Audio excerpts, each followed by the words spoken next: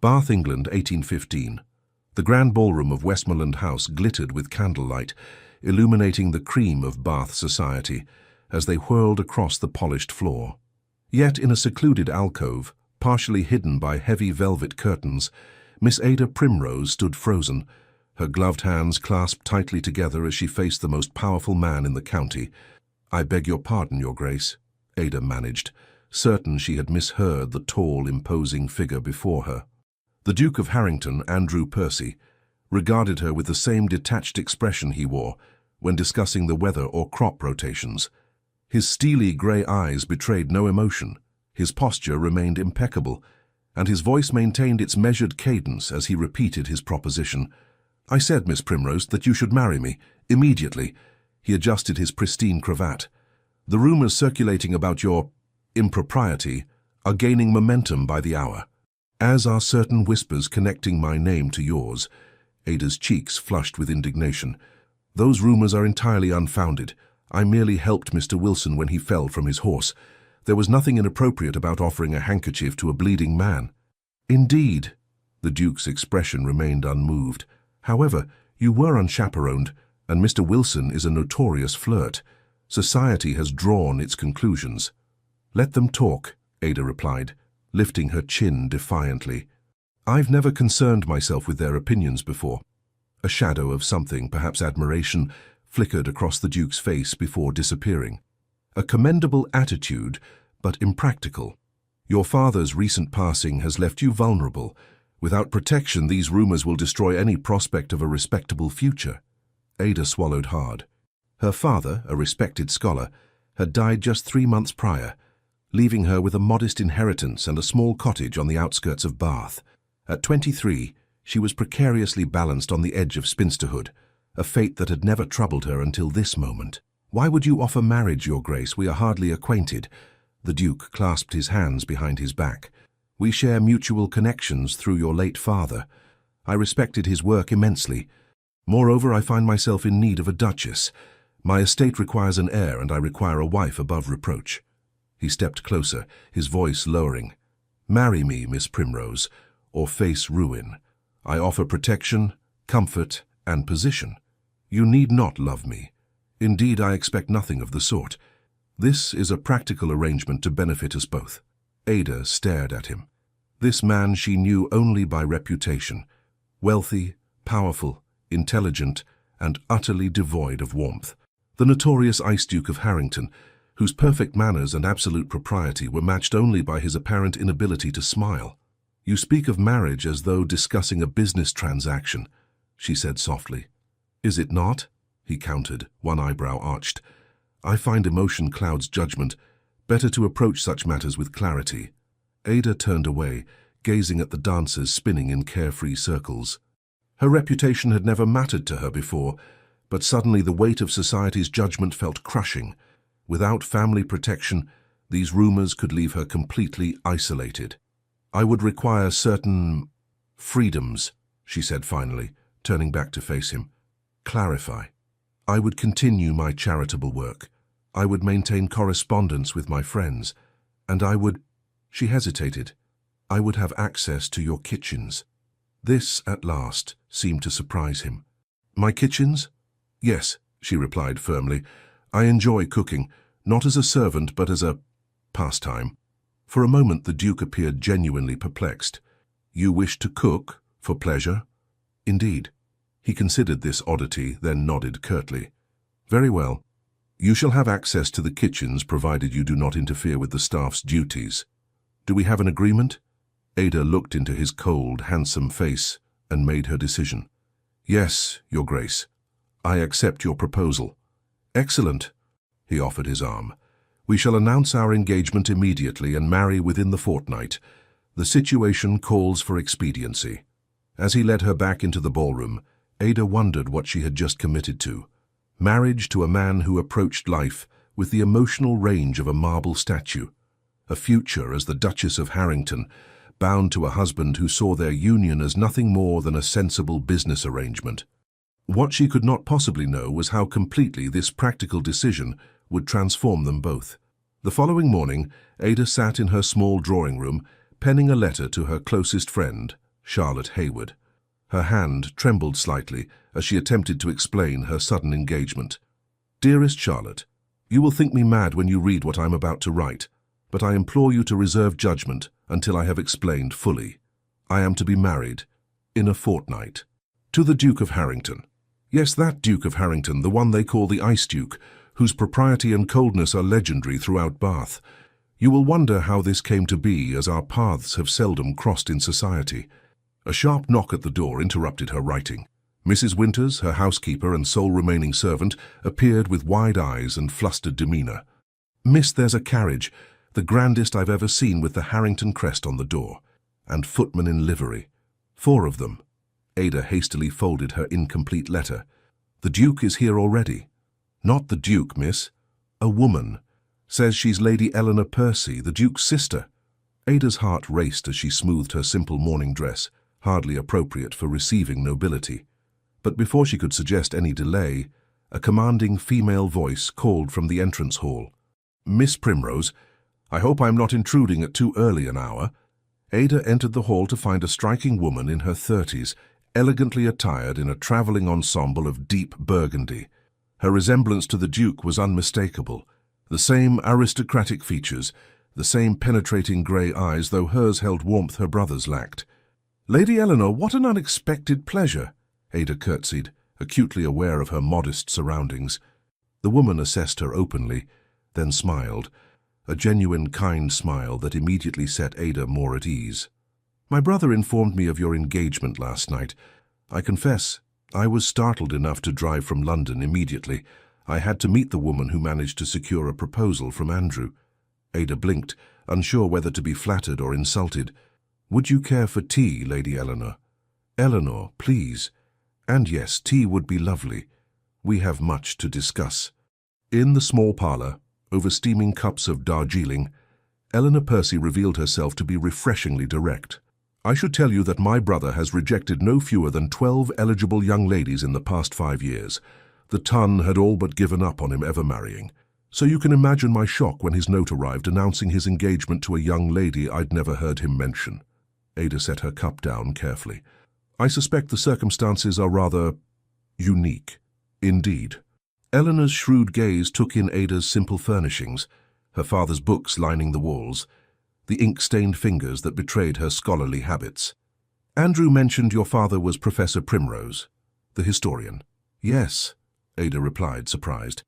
Did His Grace know my father? They corresponded extensively about medieval agricultural practices, I believe.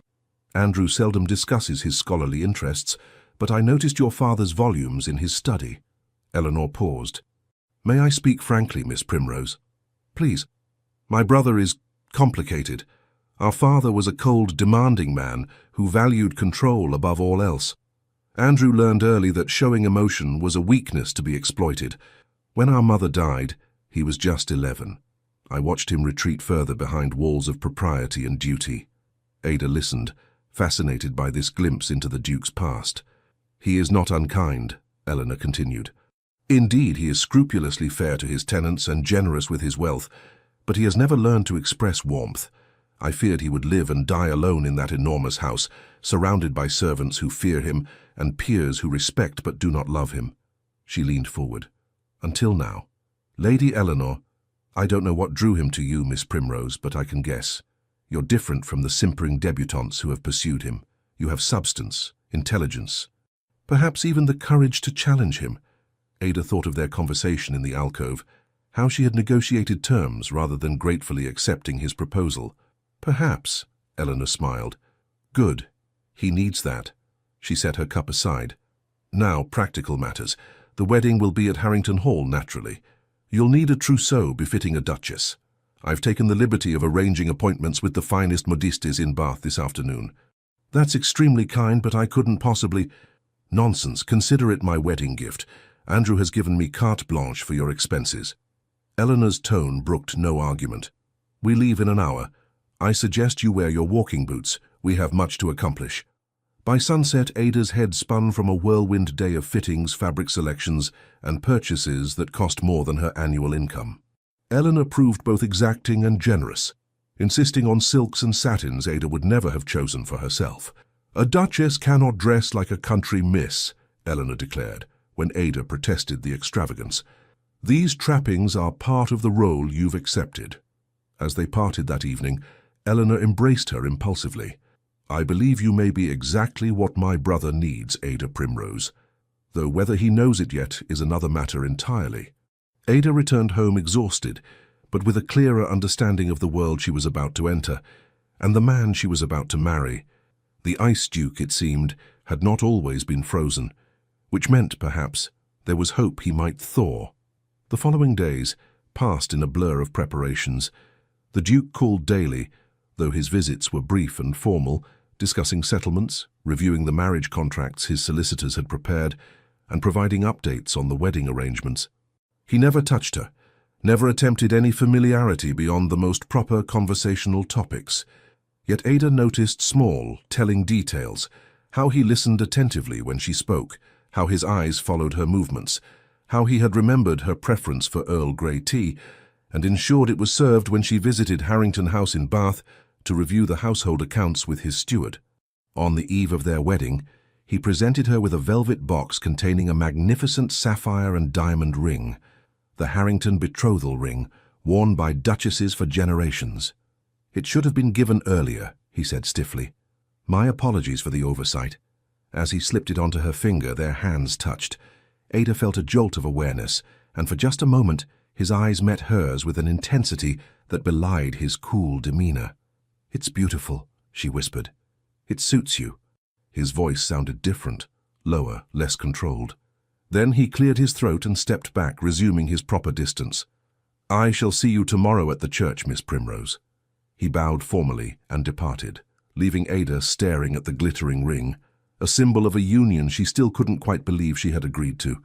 A marriage of convenience to a man who seemed incapable of passion, yet something in his eyes just now had suggested depths she had not yet glimpsed.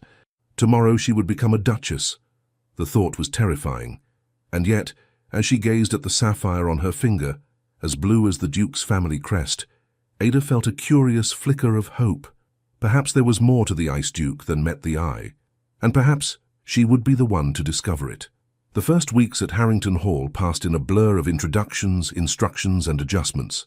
The Duke's ancestral home, a magnificent stone mansion surrounded by rolling countryside, housed 50 servants and contained 93 rooms, all of which seemed to operate according to rules Ada had yet to master.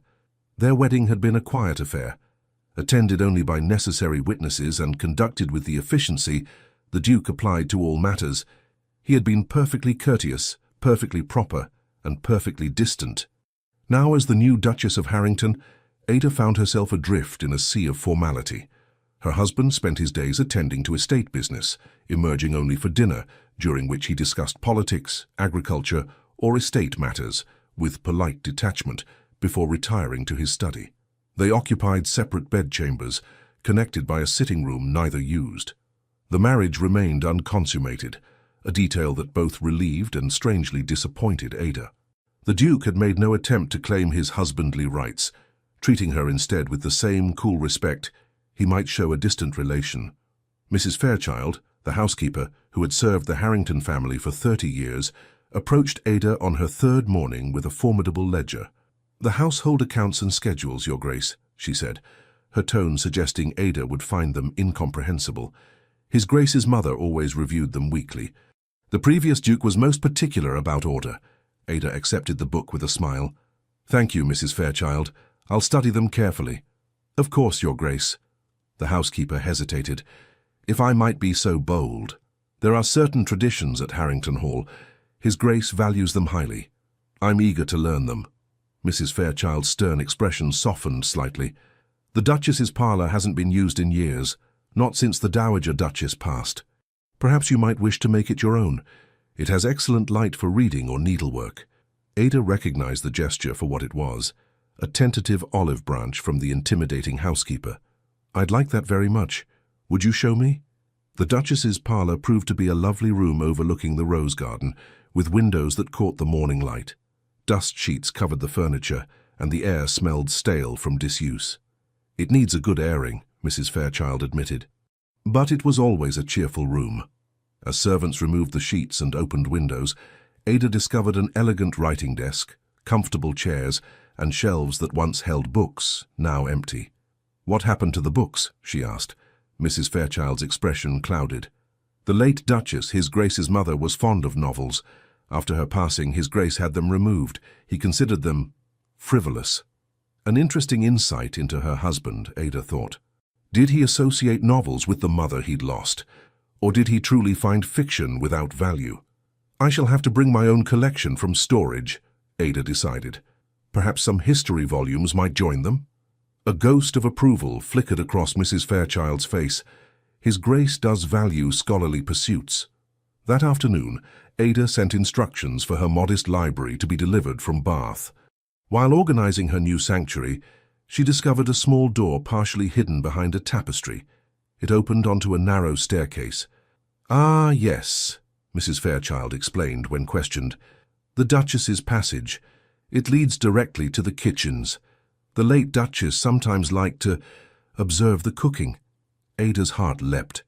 "How convenient. I shall make use of it, I think." The housekeeper looked startled. "For what purpose, Your Grace?" "Did His Grace not mention? I enjoy cooking myself." "As a pastime." Mrs. Fairchild's expression suggested Ada had announced an intention to take up sword-swallowing. "Cook, but Your Grace, that's not... That is to say, a duchess doesn't..."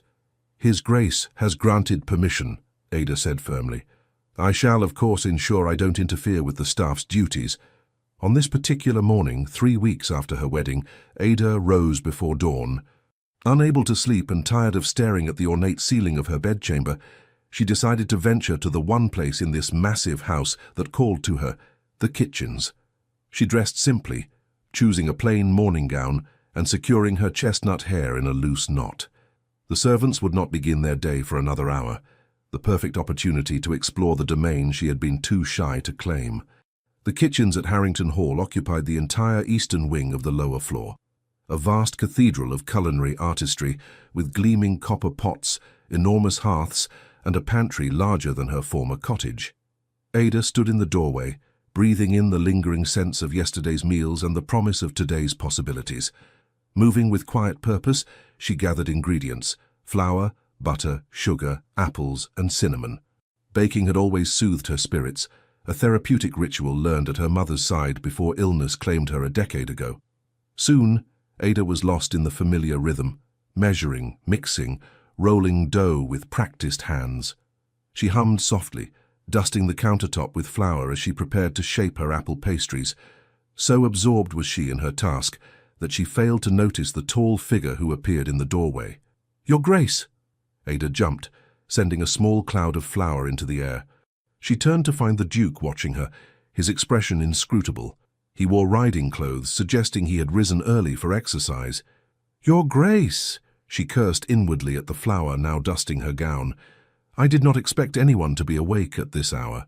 He stepped into the kitchen, his gaze moving from her flour-smudged cheek to the neatly arranged pastries waiting to be baked. "I typically ride at dawn," he explained, moving closer to examine her work. "What exactly are you creating?" "Apple tarts with cinnamon and a touch of nutmeg," she replied, fighting the urge to wipe her hands nervously on her apron. "My mother's recipe." The Duke picked up a small piece of raw dough, studying it as if it were a curious artifact. "You truly enjoy this labor?" "It isn't labor when done for pleasure," Ada replied, gaining confidence. "Do you not find satisfaction in activities beyond duty, Your Grace?" He considered this question with surprising seriousness. "I ride for pleasure. I read scientific journals. I find both mentally stimulating." "But nothing that engages the senses?" Ada asked, then immediately regretted her boldness. To her astonishment, the corner of his mouth twitched, almost a smile. "I appreciate fine brandy," he offered, "though I suspect that's not what you meant." Ada returned to her work, sliding the tray of pastries into the oven. "Would you care to stay and taste them when they're ready? It won't be long." She expected refusal, but after a moment's hesitation, he nodded. "I have time before my steward arrives." They sat in awkward silence at the kitchen's sturdy wooden table as the sweet aroma of baking pastry filled the air. When Ada finally retrieved the golden brown tarts and placed one before him on a simple plate, The Duke regarded it with the serious attention he might give a complex legal document. He took a careful bite, then another. His eyes widened slightly. "This is," he began, then paused, seeming to search for the appropriate word. "Exceptional." Ada beamed with genuine pleasure. "Thank you, Your Grace." "Andrew," he said suddenly. "When we are alone, you might call me Andrew." It was the first personal concession he had offered since their marriage, and Ada recognized its significance. "Then you must call me Ada." He nodded, finishing the tart with more enthusiasm than she had seen him display for anything. "What else do you make, Ada?" "Everything," she admitted. "Breads, cakes, puddings, biscuits. My mother taught me from childhood, and I've collected recipes ever since." "Fascinating," he murmured, and for the first time Ada thought she detected genuine interest in his eyes. "I would not have guessed the daughter of Professor Primrose would develop such practical skills." Ada smiled, relaxing slightly. "My father nurtured my mind. My mother nurtured my heart. She believed a complete education included both intellectual and domestic arts." Andrew nodded thoughtfully. A wise philosophy. He rose abruptly, consulting his pocket watch. "I must attend to business, but this was pleasant." As he turned to leave, he paused. "Perhaps you might continue your culinary activities, if it pleases you." It wasn't until he had gone that Ada realized what had happened. For the first time since their marriage, they had shared a genuine conversation, and more surprisingly, the Duke had actually enjoyed something. The kitchen encounter marked a subtle shift in their relationship. The Duke began joining Ada for breakfast, a meal he had previously taken alone in his study. He spoke little, reading correspondence as he ate, but occasionally asked her plans for the day or commented on estate matters. Ada found herself looking forward to these quiet mornings, observing her husband when he was absorbed in his letters. Without the mask of formal politeness, his face revealed more. Concentration furrowing his brow, occasional irritation tightening his jaw, rare satisfaction softening his features. She began to read his moods, to understand when to speak and when silence was preferred. A week after their kitchen encounter, Ada was startled when Andrew entered the breakfast room with a small package. "This arrived from London," he said, placing it beside her plate. "I thought you might find it of interest." Ada unwrapped the parcel to find a slim volume, a collection of recipes from a renowned French chef. "This is wonderful," she said, genuinely touched. "Thank you." He nodded once, returning to his newspaper without further comment. Yet Ada noticed the way his eyes flickered above the page to observe her pleasure. It was, she realized, the first gift he had given her beyond the obligatory wedding ring and family jewels. That same afternoon, an unexpected carriage arrived bearing Lady Eleanor, who swept into the house with her usual energy. "Ada, darling," she embraced her sister-in-law warmly. "How are you finding life as a duchess? Is my brother being unbearably stiff? The house overwhelming? The servants intimidating?" She lowered her voice. "Mrs. Fairchild nearly terrified me to death when I first came here as a girl." Ada laughed, grateful for Eleanor's presence. "Everything is adjusting. Mrs. Fairchild and I have reached an understanding, I believe." Eleanor raised an eyebrow.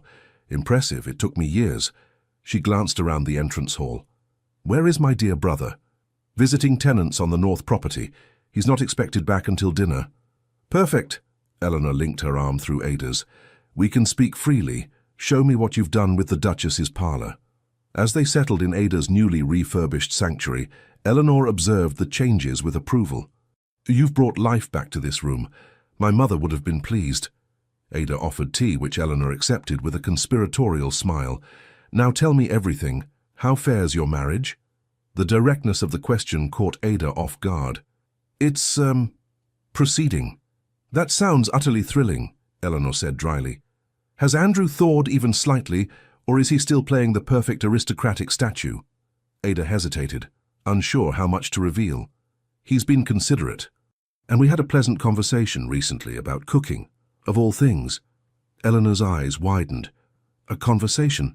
About something other than estate matters or politics? Heavens, Ada, you're working miracles already." Ada couldn't help smiling. It was hardly a miracle, but he did seem genuinely interested. "That's more than most have achieved," Eleanor sipped her tea thoughtfully. You know, he was quite different as a boy. Before our mother died, he laughed easily, played games.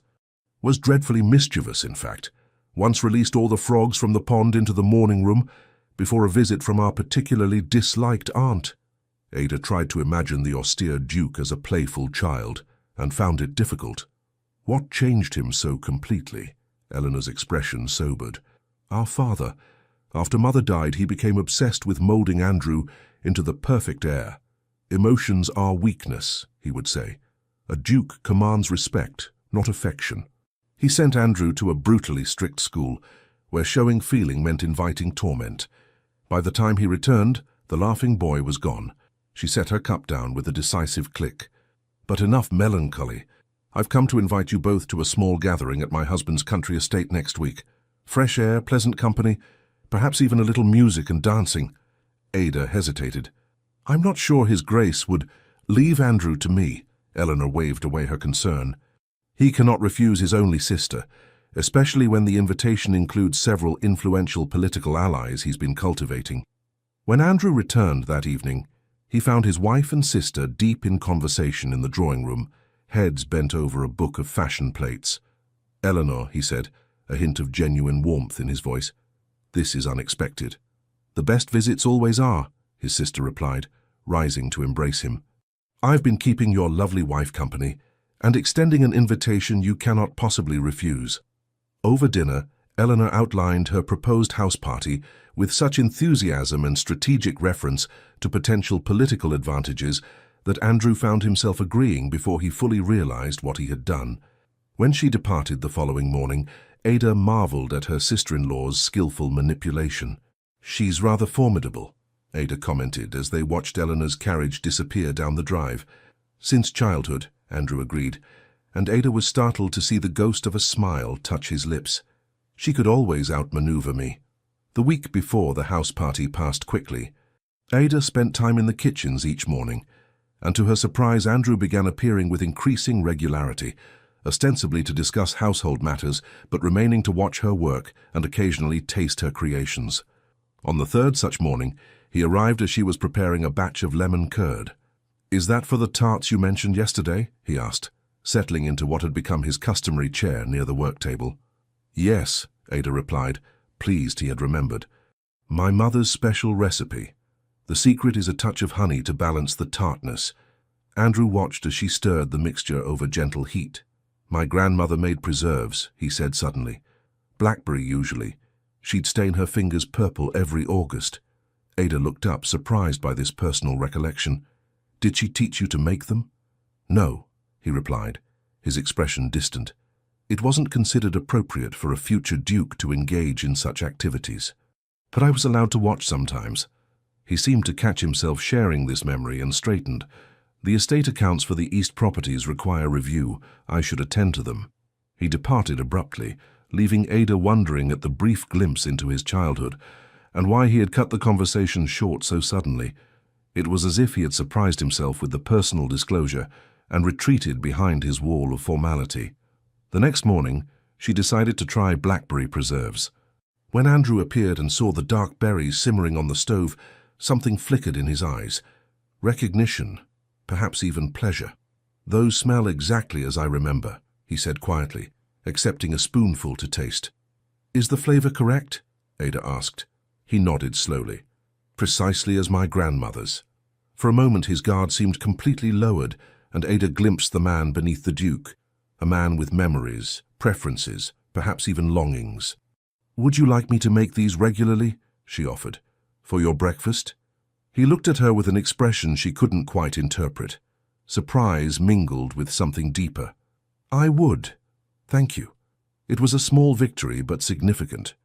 Ada had found something that pleased him, something that perhaps connected him to happier times, and in his thanks there had been genuine warmth.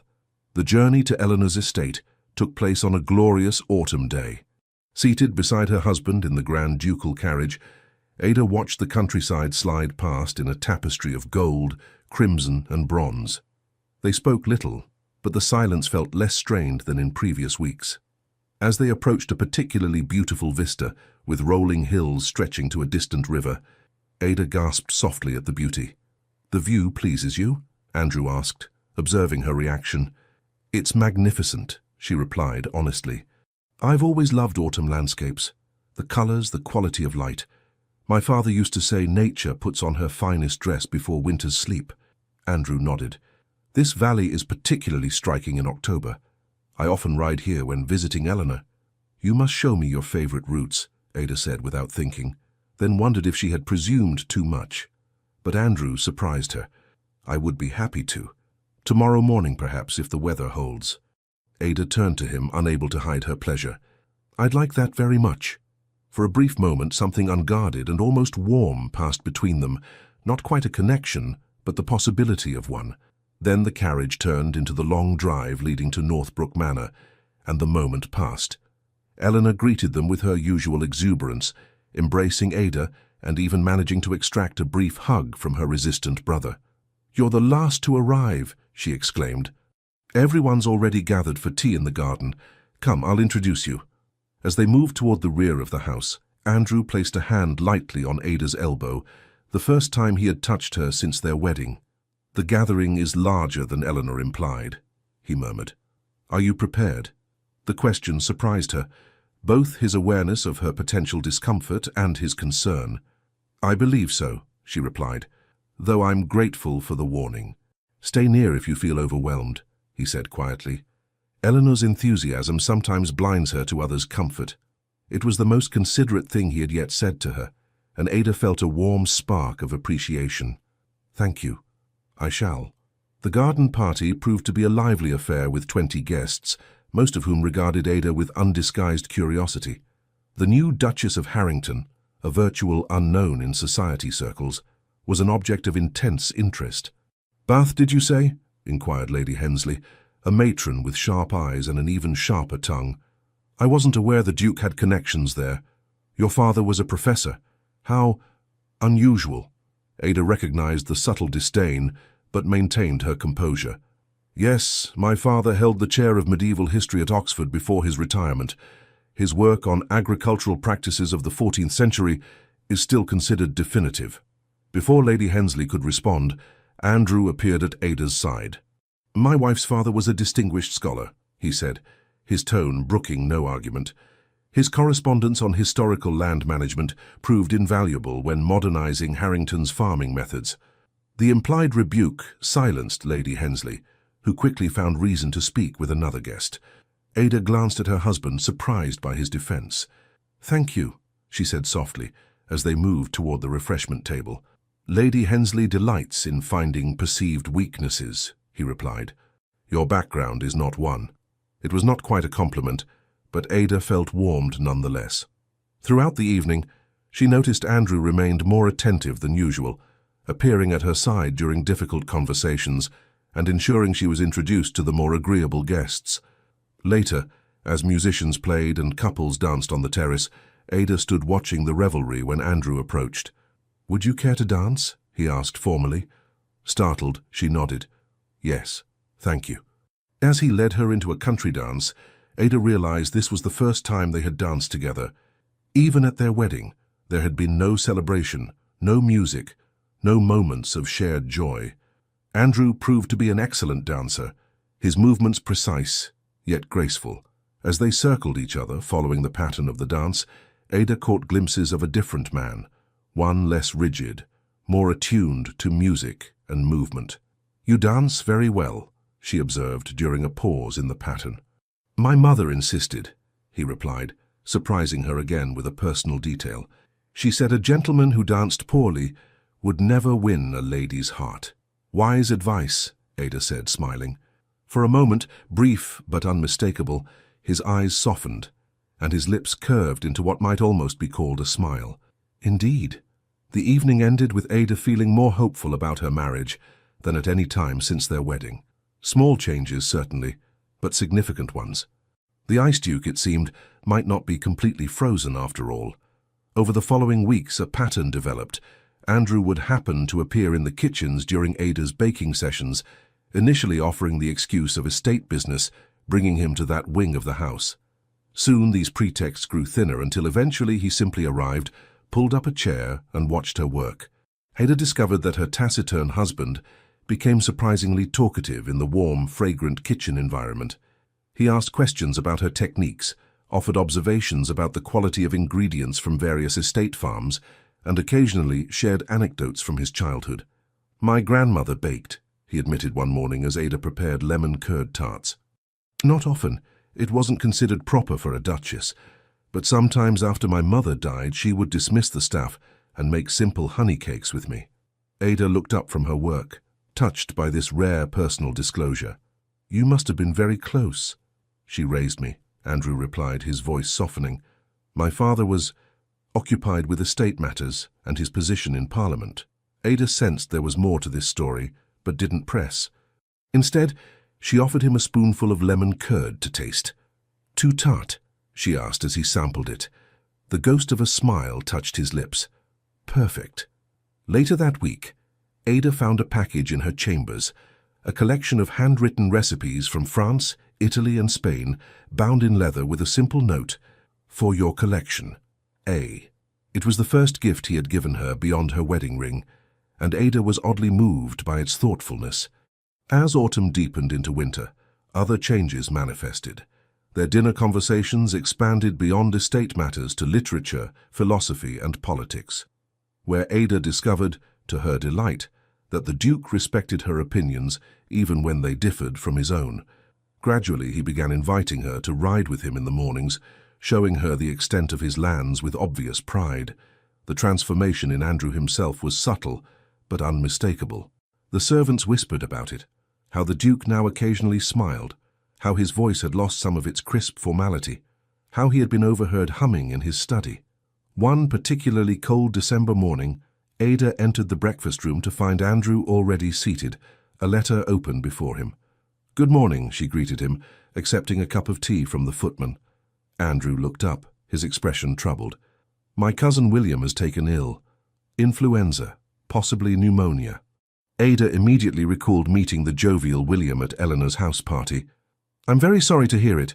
Is it serious?" "His physician is concerned." Andrew folded the letter carefully. "He has no immediate family. I should visit him." "Of course," Ada agreed. "When will you leave?" "This afternoon, if the weather permits. I shall return as soon as his condition stabilizes." He hesitated. "Unless, would you care to accompany me? He's at his hunting lodge near Cirencester. The journey is not arduous." The invitation surprised Ada. Until now, Andrew had kept their lives largely separate, never suggesting she accompany him on business or personal matters. "I would be happy to come," she said carefully, "if you think my presence would be helpful." "William always enjoyed feminine company," Andrew said, "and the journey would be less tedious with conversation." Not the most romantic of invitations, Ada thought wryly, but progress nonetheless. "Then I shall accompany you. I'll instruct Matthews to pack immediately." The journey to Cirencester took them through increasingly wintry landscape, the first snow of the season dusting the hills like powdered sugar. In the enclosed carriage, warmed by hot bricks and thick blankets, Ada found herself sitting closer to Andrew than ever before. "Have you known your cousin long?" she asked, breaking a comfortable silence. "Since childhood. William, Eleanor, and I spent summers together at our grandmother's estate in Somerset." A faint smile touched his lips. "William was always in trouble, climbing trees too high, swimming in forbidden ponds, liberating pies from the kitchen before they were ready." "He sounds delightful," Ada said, enjoying this glimpse into a happier time in her husband's life. "He was. Is," Andrew corrected himself. "Though our paths diverged in adulthood, we've maintained contact. He's one of the few people who—" He trailed off, looking uncomfortable. "Who what?" Ada prompted gently. Andrew sighed. "Who knew me before I became as I am now." The admission hung in the air between them, an acknowledgement, however oblique, that he recognized the change in himself over the years, that the cold, formal Duke was not who he had always been. "People change," Ada offered. "Circumstances shape us." "Indeed." He gazed out at the snow-dusted landscape. "Though sometimes I wonder if the boy I was would recognize the man I've become." It was the most revealing thing he had ever said to her, and Ada felt a surge of empathy. She reached out impulsively and placed her hand over his, where it rested on the seat between them. Perhaps he would be proud of your accomplishments, if not your happiness.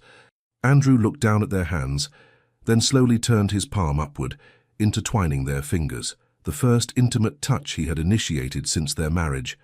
Perhaps, he said quietly, the latter might still be possible. They remained that way, hands joined, for the remainder of the journey. William's hunting lodge proved to be a comfortable stone house nestled among snow-laden pines. They were greeted by a worried housekeeper who led them immediately to the sick room. William Percy lay propped against pillows, his normally ruddy face pale and drawn, but his eyes brightened at the sight of his visitors. Andrew? And the lovely new Duchess? What a wonderful surprise! His voice was hoarse, but his spirit seemed intact. You look terrible, Andrew said bluntly, but Ada noticed the concern in his eyes as he approached the bedside. William laughed weakly. Always the flatterer, cousin. He turned his attention to Ada. Has he been treating you well, Your Grace? If not, I'm available as soon as this inconvenient illness passes. Behave yourself, Andrew admonished, but without heat. Ada smiled, immediately liking the invalid. His Grace has been most considerate, and please call me Ada. Ada, William repeated. A lovely name for a lovely lady. Far too good for my dour cousin. Agreed, Andrew said unexpectedly, drawing surprised glances from both Ada and William. Now what does your physician say? They stayed for 4 days while William's condition improved. Ada discovered a new side to her husband as he sat with his cousin, playing chess, reading aloud from the newspaper, and occasionally sharing reminiscences that revealed a childhood far warmer than she had imagined. On their 3rd evening, after William had fallen asleep, Ada and Andrew sat before the fire in the lodge's cozy sitting room. Snow fell heavily outside, creating a sense of intimate isolation. Thank you for coming, Andrew said, passing her a glass of wine. Your presence has cheered him considerably. I've enjoyed it, Ada replied truthfully. He's wonderful company, even ill, and I've learned much about you from his stories. Andrew grimaced. Most exaggerated, I assure you. I don't believe that for a moment, Ada teased gently. The tale about you falling into the duck pond while attempting to retrieve your grandmother's hat was far too specific to be invented. To her delight, Andrew laughed, a genuine warm sound she had never heard from him before. That, unfortunately, is entirely true, though he neglected to mention it was his idea to use a fishing pole rather than simply wading in. They fell into easy conversation, the most relaxed they had ever shared. The wine, the crackling fire, and the isolation created by the snowfall all contributed to a sense of intimacy that had been lacking in their marriage. May I ask you something personal? Ada ventured, after a comfortable lull. Andrew tensed slightly but nodded. You may ask. I reserve the right not to answer. Fair enough. She gathered her courage. Why did you really marry me? The rumors were unpleasant, but hardly ruinous. There must have been dozens of more suitable candidates for a duchess. He studied his wineglass, turning it slowly between his fingers. I told you that I respected your father. Yes, but that hardly seems sufficient reason to propose marriage. Andrew was silent for so long that Ada thought he might refuse to answer. Finally he spoke. I had observed you, before our meeting at Westmoreland House, at various gatherings, though we were never properly introduced. You were different. Different? Ada prompted. You spoke your mind. You discussed ideas rather than gossip. You showed kindness to those society overlooked. He set his glass down carefully. And you smiled, genuinely smiled, not the practiced simper of debutantes seeking advantage. Ada felt her cheeks warm. You noticed all that? I notice everything, he said simply. When the rumors began, I saw an opportunity, not just to secure a suitable duchess, but to... He hesitated. To perhaps find a companion who would not find me entirely intolerable. The admission was so honest, so unexpectedly vulnerable, that Ada felt a surge of tenderness. And have I? Found you intolerable, that is. His eyes met hers, unusually open. You would know that better than I. I find you many things, Andrew, she said softly. Complicated, intelligent, often frustrating, but never intolerable. The air between them seemed to change, charged with possibility. Andrew set his glass aside and moved to sit beside her on the small settee. And what else do you find me? He asked, his voice lower than usual. Ada's heart quickened. Surprising, she admitted. Increasingly so. His hand reached up to touch her cheek, a tentative, gentle touch that sent warmth cascading through her. I find myself similarly surprised, he murmured, by feelings I had not expected to experience. Slowly, giving her every opportunity to withdraw, he leaned forward and brushed his lips against hers. A kiss so light it was barely a touch, yet it sent a jolt of awareness through Ada's entire body. He pulled back slightly, searching her face. Whatever he saw there must have reassured him, for he kissed her again, more firmly this time. Ada responded instinctively, her hands coming up to rest on his shoulders as the kiss deepened. When they finally separated, both breathing more quickly, Andrew rested his forehead against hers. "This is not what I planned," he confessed. "This attachment." "Plans change," Ada whispered, her heart full of a new, tender hope. "Sometimes for the better." He smiled then, a real, unguarded smile that transformed his features and made Ada realize just how handsome her husband truly was. "Indeed, they do." They returned to Harrington Hall 2 days later, William safely recovered, and the relationship between husband and wife irrevocably changed. That night, for the first time, Andrew came to Ada's bedchamber, and their marriage was consummated with a tenderness and passion that belied their formal beginnings. In the weeks that followed, winter settled over the countryside, but within the walls of Harrington Hall, a profound thaw continued. The Duke and Duchess now took regular meals together, rode side by side in the mornings when weather permitted, and spent evenings in the library, reading aloud or discussing the day's events. Andrew began joining Ada in the kitchens, not just to observe, but to participate, clumsily at first, then with increasing confidence. The first time he successfully folded beaten egg whites into a chocolate soufflé mixture, his expression of concentration followed by triumph made Ada laugh with delight. "What's amusing?" he asked, looking up from his careful work. "You," she replied fondly, "the mighty Duke of Harrington, conqueror of soufflé." He smiled, something he did more frequently now. "A more daunting opponent than most members of Parliament, I assure you." The household staff watched these developments with varying degrees of shock, approval, and, in Mrs. Fairchild's case, grudging acceptance. The Duke had always been fair but distant. Now he occasionally complimented a well-prepared meal or inquired after a footman's ailing mother. Small changes, but significant ones. One evening in December, as snow fell silently outside the drawing-room windows, Ada played the pianoforte while Andrew sat nearby, ostensibly reading correspondence but actually watching her fingers dance across the keys. When she finished the sonata, he set his papers aside. "You play beautifully," he said. "Thank you." Ada smoothed her skirts, suddenly self-conscious under his intent gaze. "My father insisted on proper musical education, though I fear I was never as dedicated a student as he hoped." Andrew moved to sit beside her on the bench, taking her hand in his. "Would you teach me?" he asked, surprising her. "I never learned." "Of course." She positioned his hands on the keys, guiding his fingers to play a simple scale.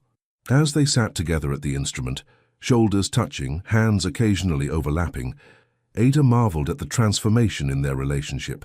The cold, distant man who had proposed marriage as a business transaction now sought her company, shared her interests, and looked at her with undisguised affection. That night, as they lay entwined in the darkness of their now shared bedchamber, Andrew traced gentle patterns on Ada's bare shoulder. "I have been thinking," he said quietly, "about us, about the nature of our arrangement." Ada tensed slightly, uncertain where this was leading. "Yes?" He shifted to look directly into her eyes, his expression unusually vulnerable.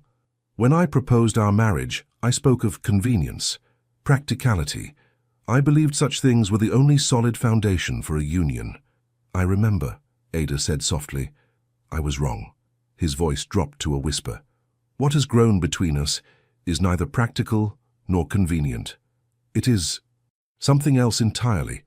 Ada's heart quickened. "And what is that, Andrew?" He hesitated, struggling visibly with words that didn't come easily to him. I believe it may be love." The admission, so simple yet so profound, brought tears to Ada's eyes. "I believe you may be right," she whispered back, reaching up to touch his face. He caught her hand, pressing a kiss to her palm. "I never expected this," he confessed.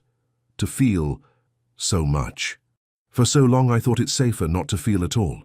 And now," Ada prompted gently, "now I find that feeling, even when it renders one vulnerable, has its compensations."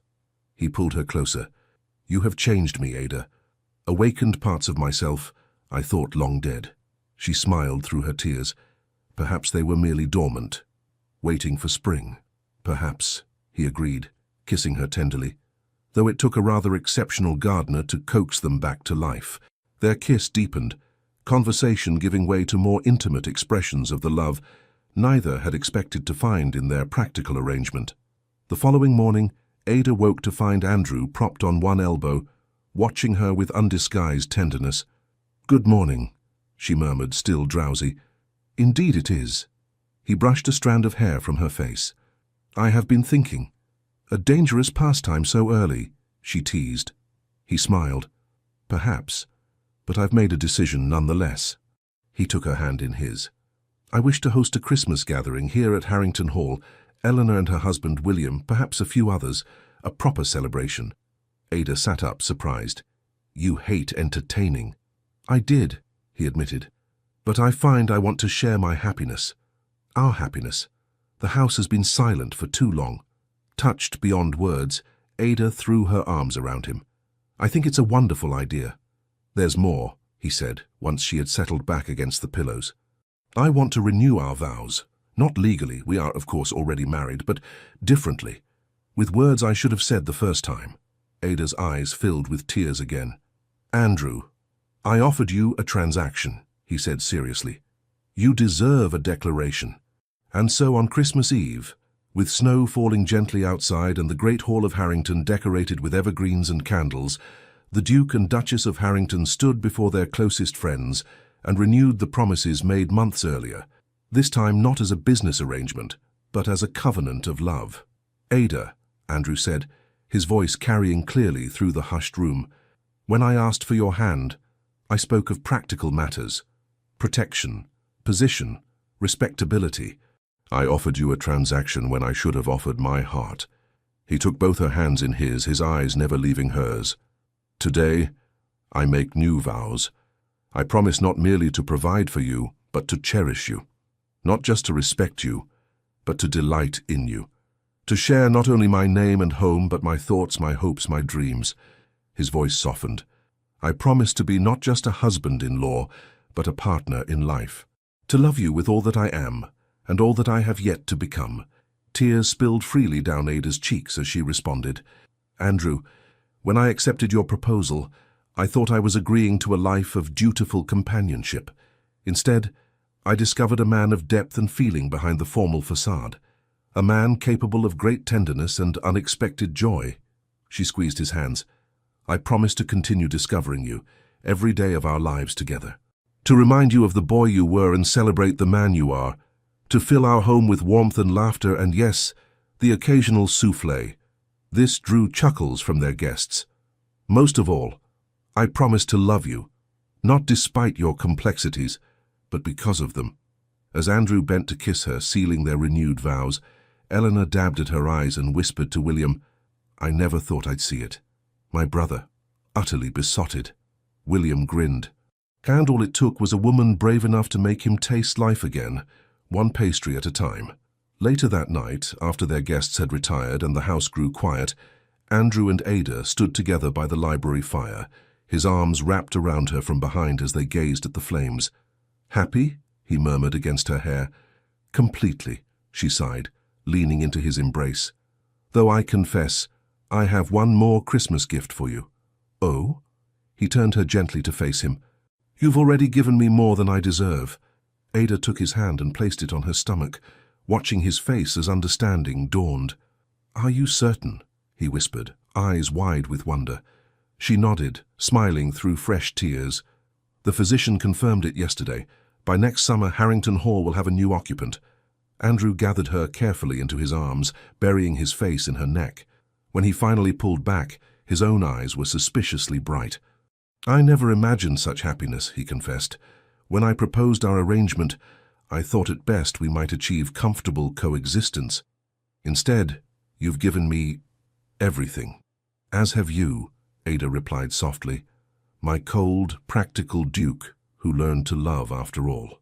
He kissed her then, pouring all his newfound emotion into the embrace. Outside, snow continued to fall, blanketing Harrington Hall in pristine white, a fitting symbol for the fresh beginning they had found together. Spring arrived at Harrington Hall, transforming the grey landscape into a riot of colour.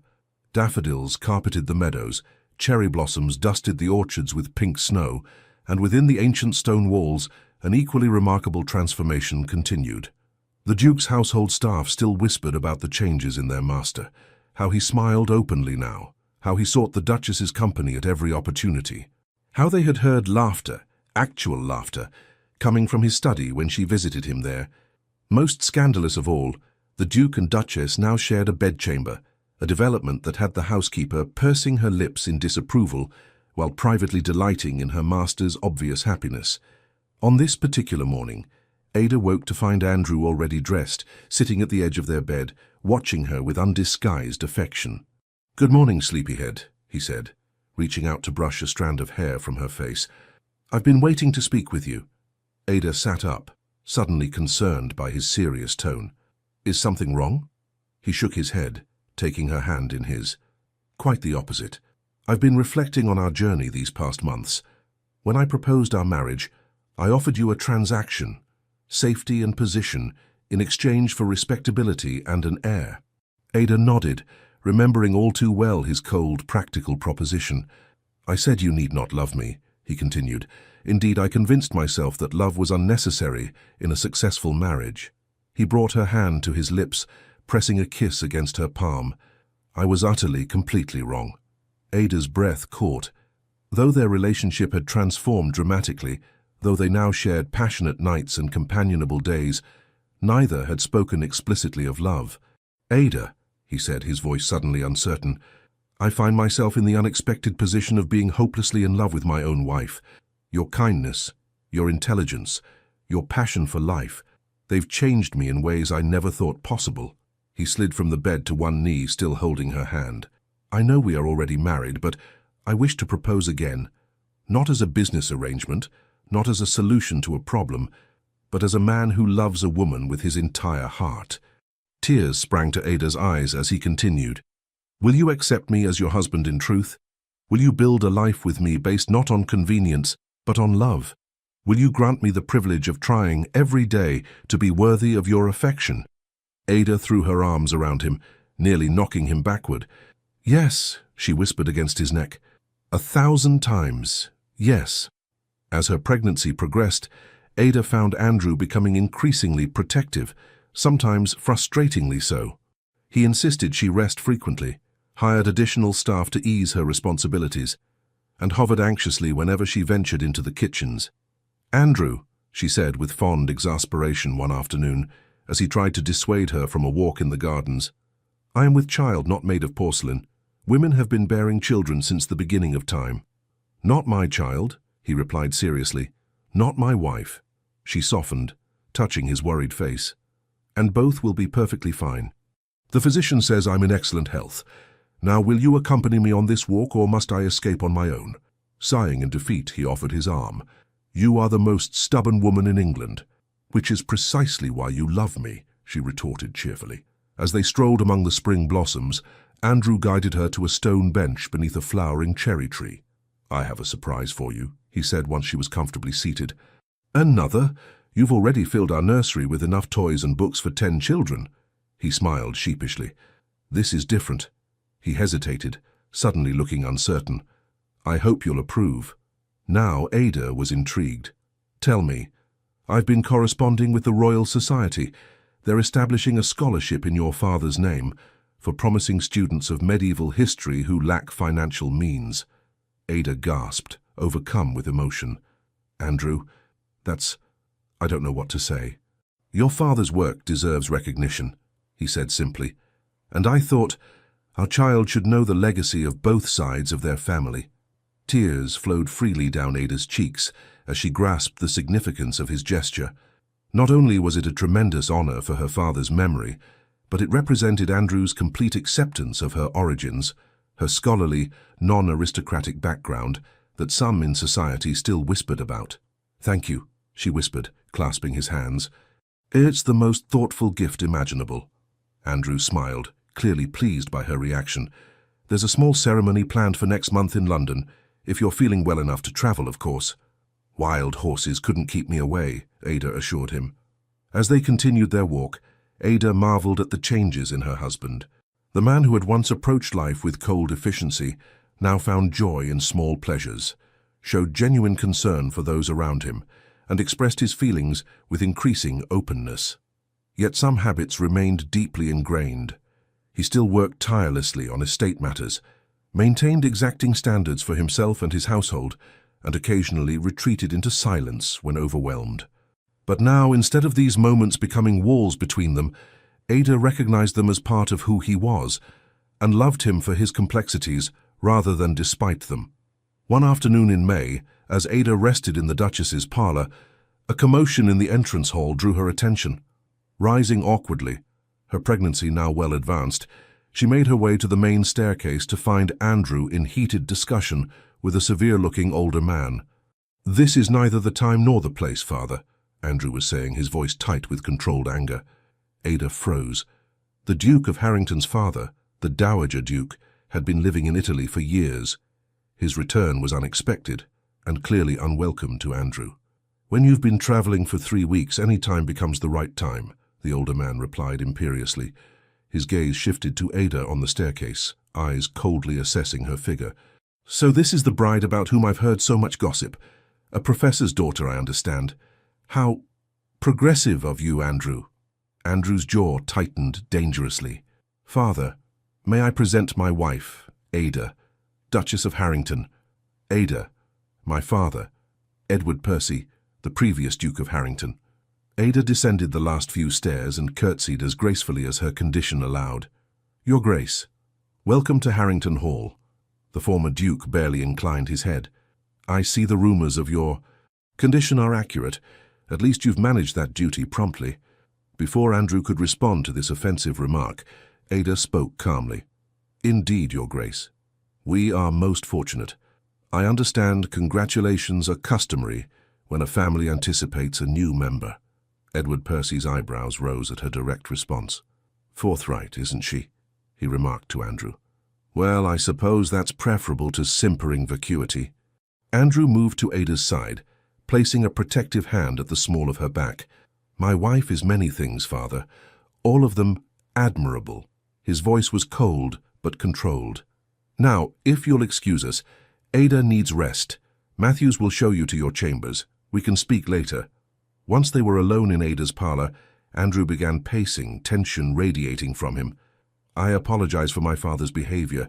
He has always been difficult." "That's one word for it," Ada observed, settling into a comfortable chair. "Why has he returned now after so many years away?" Andrew sighed, running a hand through his hair, a gesture of frustration she had rarely seen from him. "Money, most likely. He's probably exhausted his allowance and needs additional funds. It's happened before." He knelt beside her chair, taking her hands in his. "I won't allow him to upset you or insult you. If necessary, I'll arrange for him to stay elsewhere." Ada squeezed his hands reassuringly. "I'm not so easily upset, Andrew, and he is your father, however unpleasant. He abandoned Eleanor and me after our mother died," Andrew said quietly.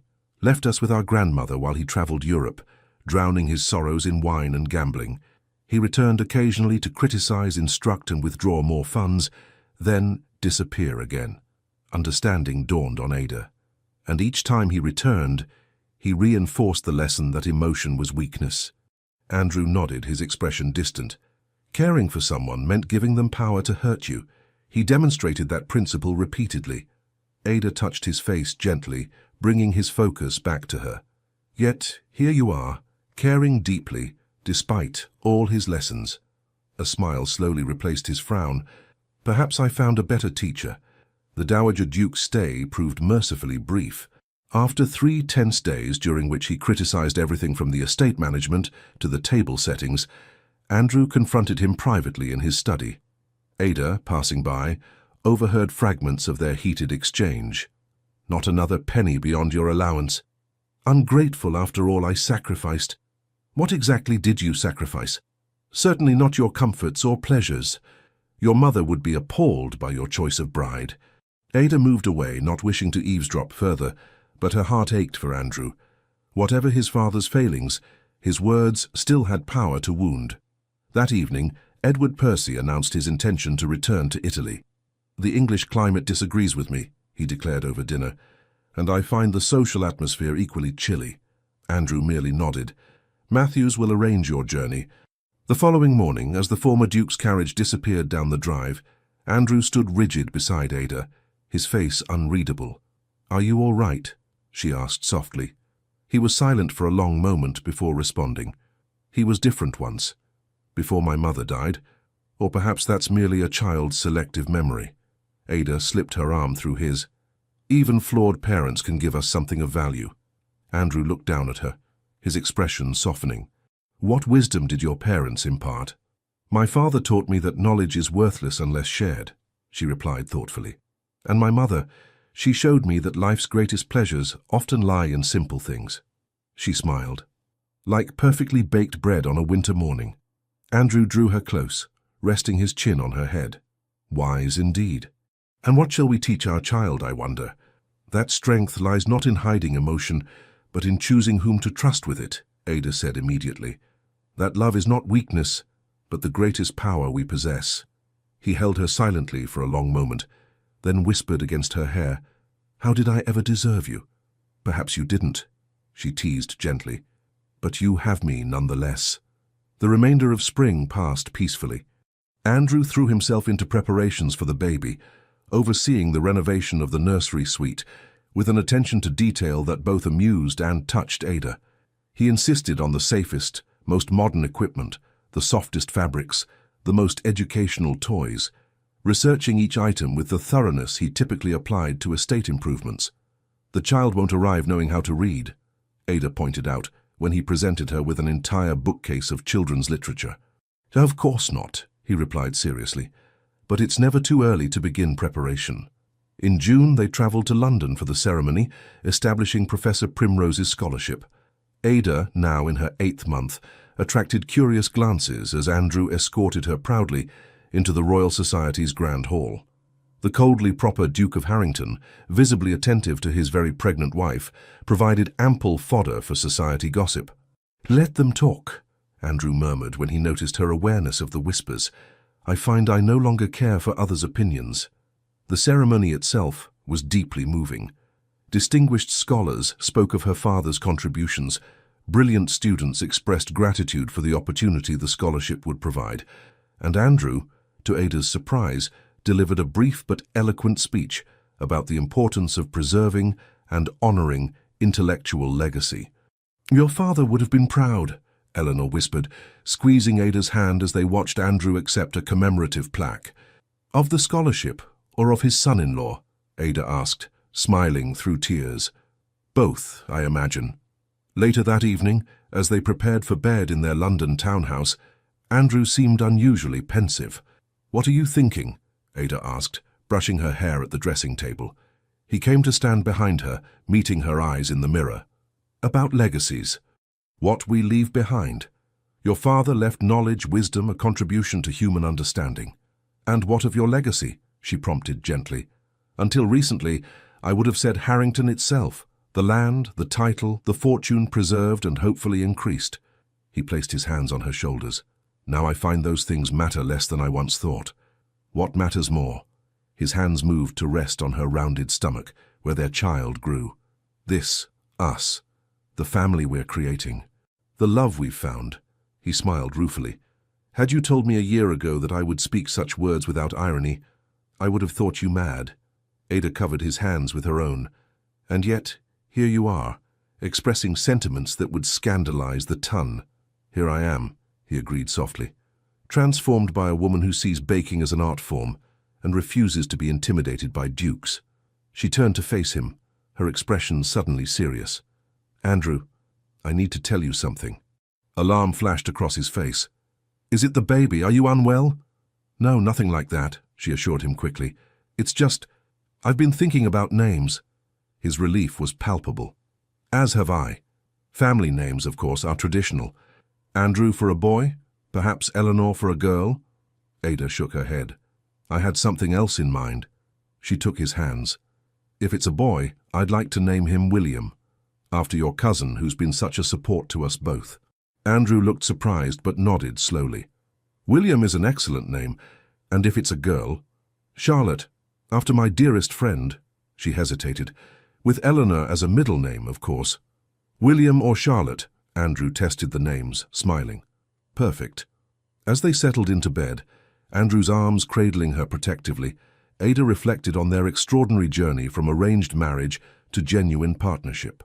The cold, distant Duke had transformed into an attentive husband, eagerly anticipating fatherhood. And she, who had once valued independence above all else, had discovered the freedom that comes with being truly loved. I never thought I could be this happy, she murmured sleepily. Andrew kissed her temple. Nor I. It seems we've both discovered unexpected joys in our practical arrangement. The most impractical practical arrangement in history, Ada yawned. His soft laughter followed her into dreams. William Andrew Percy entered the world on a stormy July night, after a labor that left both parents exhausted but jubilant. Andrew, who had refused to follow tradition by waiting elsewhere during the birth, held his son with trembling hands, awe and terror mingling on his face. He's so small, he whispered, carefully returning the infant to Ada's arms. But perfect, she replied, studying the tiny features that somehow combined both of them. Andrew's dark hair, her determined chin. Like his mother, Andrew agreed, his voice thick with emotion. The following weeks brought new challenges as they adjusted to parenthood. Andrew, to everyone's surprise, proved to be an engaged father, insisting on participating in his son's care despite the nursemaid's scandalized protests. Your Grace, it simply isn't done, the woman objected when she found him changing the baby's linen one morning. Then we shall establish new precedents at Harrington Hall, he replied firmly. My son will know his father's hands as well as his voice. Ada, watching from the doorway, felt her heart might burst with love for this man who continued to defy her every expectation. As summer waned into autumn, visitors came to meet the Harrington heir. Eleanor and her husband William, delighted with his namesake, Charlotte and her new fiancé, even a few select friends from society. All remarked on the changes in the Duke, how he smiled easily now, how pride in his wife and son radiated from him, how the formidable Ice Duke had melted into a contented family man. By Christmas, William was thriving, already showing signs of his father's intelligence and his mother's determination. The holiday celebration at Harrington Hall, now an annual tradition, filled the once silent halls with music, laughter, and the scent of Ada's special pastries. Late on Christmas Eve, after guests had retired and servants had completed their duties, Andrew and Ada sat alone before the library fire, their sleeping son cradled between them. I have something for you, Andrew said, producing a small package from his pocket. A Christmas gift. Ada unwrapped it carefully to find a delicate gold locket. Inside was a miniature portrait of William on one side and Andrew on the other. It's beautiful, she whispered, tears threatening. There's more, he said, reaching for a larger package beside his chair, though this required some unusual arrangements. Intrigued, Ada handed William to his father and opened the second gift, a beautifully bound book. The title page read, The Primrose Collection, Favorite Recipes of the Duchess of Harrington. Andrew, she gasped, leafing through pages of her own recipes, beautifully illustrated and printed in a limited edition. How did you— I may have had your recipe journal temporarily borrowed, he admitted, looking pleased with himself. Eleanor helped. Do you like it? It's wonderful. Ada was genuinely moved by the thoughtfulness of the gift, acknowledgement of the passion that had first brought them closer. Though I'm not sure a duchess publishing a cookbook is quite proper. Andrew laughed. Propriety be damned. It's a private printing for family and friends. Besides, he added with a mischievous glint in his eye, when has my wife ever concerned herself with being proper? True enough, Ada conceded, leaning over to kiss him. Thank you. As William stirred between them, Ada reflected on the extraordinary year that had passed, from a cold proposal in a ballroom alcove to this moment of domestic tranquility. The Ice Duke had not merely thawed, but transformed, revealing depths of warmth, humor, and tenderness she could never have imagined that first night. "What are you thinking?" Andrew asked, noticing her contemplative expression. "About beginnings," she replied, "and how impossible it is to predict where they might lead." He nodded, understanding immediately. "When I proposed our arrangement, I thought I was securing an heir and a suitable hostess. Instead, I found—" He paused, searching for adequate words. "What did you find?" Ada prompted gently. Andrew looked down at their son, then back to her, his eyes full of emotion that once would have been carefully concealed. "Everything," he said simply. "I found everything." 5 years later. The kitchens at Harrington Hall buzzed with activity as Ada supervised the final preparations for their daughter's birthday celebration. 4-year-old Charlotte, born exactly 2 years after her brother, bounced excitedly on her toes, watching as her mother put the finishing touches on a spectacular cake adorned with candied violets. "Is it ready yet, Mama?" she asked for the dozenth time, her dark curls, so like her father's, bouncing with each hop. "Almost, my darling," Ada replied, smiling at her daughter's impatience. "Go tell your father and brother that we'll be ready in 5 minutes." Charlotte scampered off, calling for her father and 6-year-old William at the top of her lungs. Ada shook her head fondly, marveling at how completely her life had transformed. Strong arms encircled her from behind, and she leaned back against her husband's chest. "Our daughter says there's cake to be eaten," Andrew murmured, pressing a kiss to her temple. Though she was speaking so quickly, I only caught every third word. Ada turned in his arms, wiping a smudge of flour from her cheek. "She's excited. I hope I haven't overdone it with the celebration." "Nonsense," Andrew replied as William raced into the kitchen ahead of his sister. "Our children deserve every happiness." Ada looked at her family, her handsome husband now known throughout the county for his warm demeanor and generous spirit, her spirited daughter, her intelligent, kind son, and felt her heart might burst with contentment. "Do you ever regret it?" she asked suddenly. "Your practical arrangement that turned so impractical?" Andrew laughed, the sound still a delight to her ears after all these years. "My dearest Ada, the only regret I have is that I began our life together speaking of business rather than love. But perhaps that was necessary. Had I known then how completely you would capture my heart, I might have frightened you with my intensity." "Never," she whispered, stretching up to kiss him, though I admit marry me or face ruin lacked a certain romantic flair. He chuckled against her lips. "How about this instead? Love me, for I cannot exist without you. Be my wife, my heart, my home." "Much better," Ada approved, as Charlotte tugged impatiently at her skirts and William attempted to sample the cake's icing. "Though I rather prefer how our story actually unfolded. The cold duke who demanded marriage until he fell so hard he begged for love, and received it abundantly," Andrew added, gathering his family close. "More than he ever deserved." As they celebrated their daughter's birthday in the warmth of the kitchen that had first brought them together, Ada reflected on life's unexpected turns. What had begun as a marriage of convenience had blossomed into the deepest love, proving that sometimes the sweetest recipes required unexpected ingredients and plenty of patience. For the notorious Ice Duke and the woman who melted his heart, their greatest creation wasn't found in her delicious pastries or his grand estate, but in the family they had built together, a masterpiece of love, trust, and tender devotion that would endure for generations to come. The end. Dear listener, there comes a moment in every life, no matter the years behind us, when we realize that gentleness, not speed, is what carries us safely home. The story you just heard isn't only about a duke and a duchess. It's about us, about how every heart, even one weathered by decades of storms, still holds a quiet ember waiting to glow again. You see, love doesn't always come riding in grand gestures. Sometimes it arrives softly, in a shared breakfast, in a steady hand, in the courage to forgive ourselves for all the years we thought were already gone. If your days feel slower now, let them.